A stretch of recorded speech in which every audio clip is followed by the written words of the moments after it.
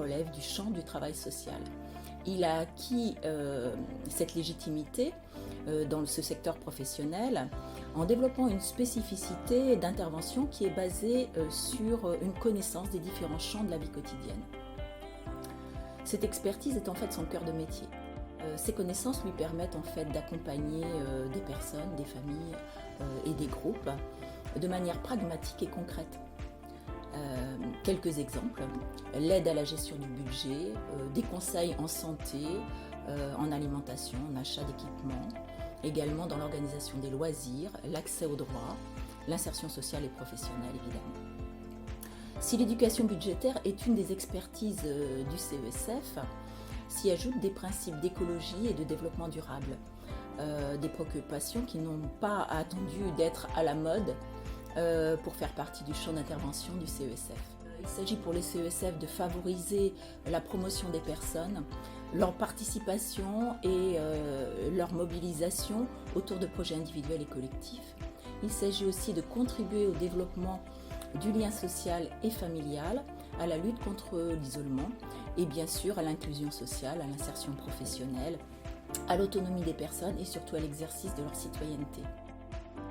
Alors concernant la formation préparant au DE-CESF se déroule sur une année et comporte au total 1100 heures de formation.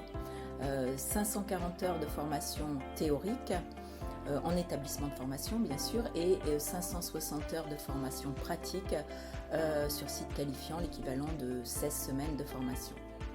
Cependant, pour entrer en DE-CESF, donc les candidats doivent avoir acquis au préalable le BTS en économie sociale et familiale et donc c'est 2 ans, voire un peu moins si c'est dans le cadre d'une alternance.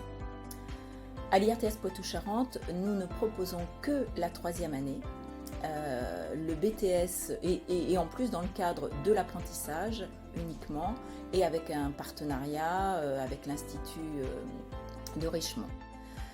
Cela signifie que pour entrer en DE-CESF, les candidats doivent aussi avoir obtenu un contrat d'apprentissage, un contrat de professionnalisation ou un financement pour les frais pédagogiques de leur formation.